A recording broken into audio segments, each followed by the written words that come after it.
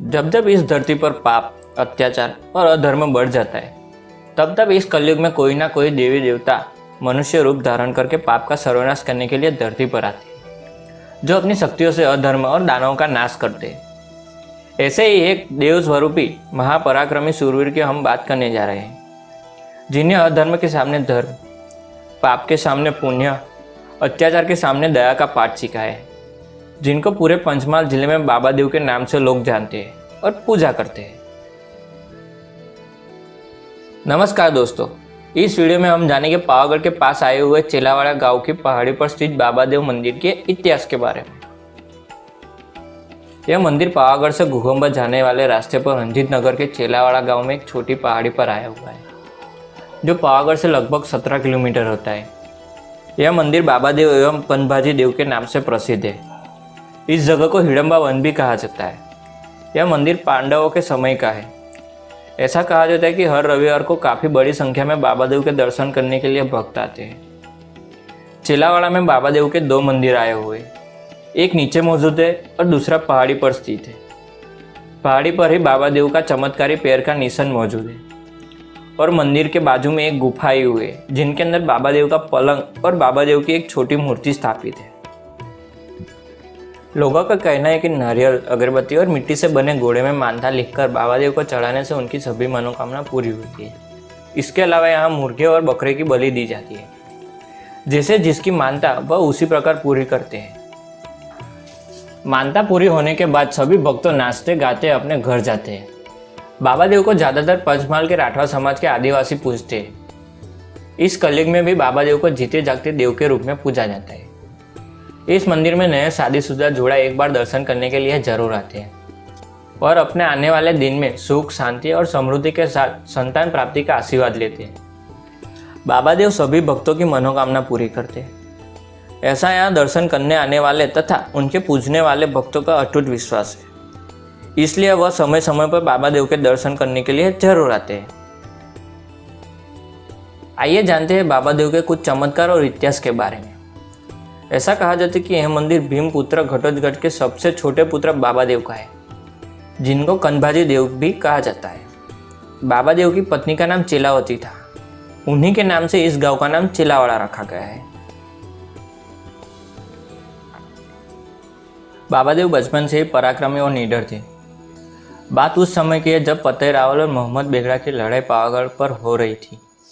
लड़ाई में फतेह रावल की हार हुई और युद्ध समाप्त होने के बाद मोहम्मद बेगड़ा के कुछ सैनिक खाने की तलाश में चेलावाड़ा गांव में आए थे। उन सैनिकों को खाने की कोई चीज़ नहीं मिली, लेकिन एक सैनिक की नज़र वहाँ चारा खा रहे एक बकरे पर पड़ी और सभी सैनिकों को कहा कि क्यों ना आज हम इस बकरे को ही उठा ले जाए। सभी ने हाँ में हाँ भरी और बकरे को उठाने की कोशिश करने लगे। उन बकरियों की रक्षा स्वयं बाबा देव कर रहे थे। एक बकरे को उठाकर ले जाते सैनिक को देखकर बाबा देव ने तुरंत ही उनको ललकारा और कहा कि इस बकरे को आप नहीं ले जा सकते। अगर ले जाना चाहते हो तो तुम मुझको युद्ध में हरा कर ले जाओ। तब सभी सैनिकों ने उस बाबा देव का मजाक उड़ाया और कहा कि तुम अभी बच्चे हो, तुम हमसे युद्ध नहीं जीत सकते, हार जाओगे तुम। यह सुनकर बाबा देव ने कहा, अगर ऐसा ही है तो तुम फिर मुझसे युद्ध क्यों नहीं लड़ते। सभी सैनिक युद्ध के लिए तैयार हो गए। बाबा देव और सैनिकों की लड़ाई शुरू हुई। लड़ाई के दौरान बाबा देव के कुछ साथी उनका मनोबल बढ़ा रहे थे। लड़ाई में सैनिकों की हार हुई और जान बचाकर वह भागने लगे। भागते भागते कहने लगे कि यह कोई साधारण बालक नहीं है, लगता है कि यह देवता का कोई मानव रूप है, इससे हम नहीं लड़ सकते। इतनी छोटी उम्र में मोहम्मद बेगड़ा के सैनिक को हराने से महाकाली माता कनभाजी देव को प्रसन्न हुई। आशीर्वाद देते हुए कहा कि तुमने बहुत ही पराक्रम भरा काम किया है, जिसके लिए तुम कलयुग में भी पूजे जाओगे और तुम्हारी शरण में आने वाले सभी रोगियों और भक्तों का दुख दूर करना।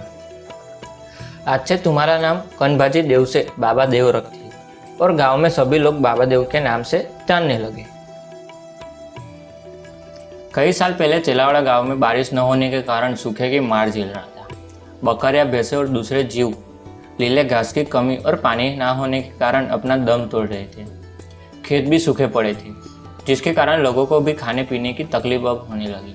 तब सब गांव वाले मिलकर बाबा देव की शरण में जाते हैं और गांव के सूखे पड़े तालाब और सभी लोगों की हालत के बारे में बताते हैं। गांव के सभी लोग मिलकर बाबा देव को कहते हैं बाबा देव हम पर और इन मूंगे प्राणियों पर दया कीजिए, इनके हालत हमसे देखी नहीं जाती। पानी न होने के कारण यह हमारी आंखों के सामने दम तोड़ते जा रहे हैं और पानी के लिए सभी आदिवासी भाई तरस रहे। आखिर बारिश का समय होने के बावजूद भी बारिश न होने का कारण क्या है, यह हमें बताइए बाबा देव। तब बाबा देव कहते हैं, इस बार यहाँ अकाल और सूखा पड़ना निश्चित है, बारिश होने की कोई संभावना नहीं है। फिर भी आप मेरे दर्शन के लिए आए हो तो आपको निराश नहीं जाने दूंगा। बाबा देव कहते हैं कि बारिश को किसी दानव ने अपने वश में कर रखा है, जिसके लिए हमें उस दानव को एक बकरे की बलि देनी हो, जिससे खुश होकर वह दानव बारिश को मुक्त कर देगा। बाबा देव की यह बात सुनने के बाद गांव वाले एक बकरे का इंतजाम करते हैं और उसकी बलि देते हैं।